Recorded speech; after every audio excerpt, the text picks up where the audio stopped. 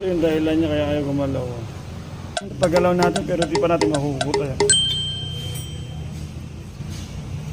Mahugot to. Tsaka lang.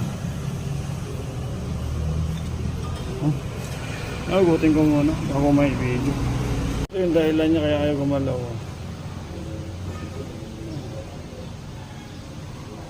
Parang nilagyan ko na kung ano-ano to.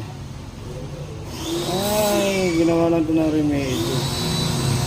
Ano ba ito sa tingin nyo? Balat ng sibuyas o teflon? Ang remedyo pala to. Kaya pala ganun katigas. Yung tingnan mo, puro kalawang.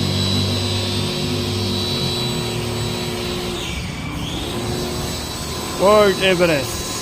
Linis na. Kalinisan na natin. Ayan.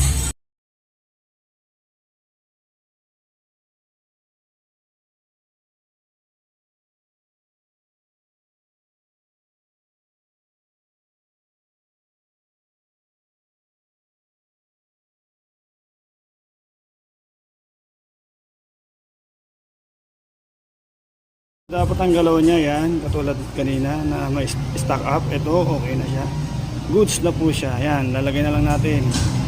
Ito, mayroon siyang punit. Ayan. Hindi pasukin na ng tubig. Pag ito may punit, palitin na yung caliper kit. Sasabihin mo na yun. Linis ng piston. Yan, pag may nakita tayong ganito, ito. Kasi papasukin na ng ganyan, ng kalawang. Papasok na sa loob yun, pwedeng mag-stock up na yan. Ito katulad nito, stock up to. Ito kailangan naglalaro ito. Ayun, naglalaro ng ganyan dapat. Ayan. Ito hindi na. Ayun, maglaro ito.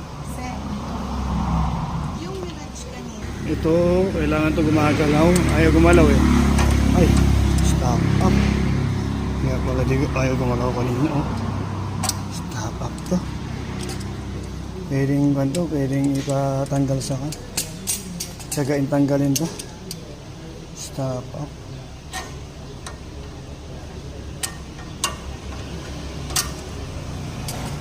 Stop up to mga kaibigan. Hindi pwede yung ganito, hindi gumagalaw. Sige, ayusin natin to.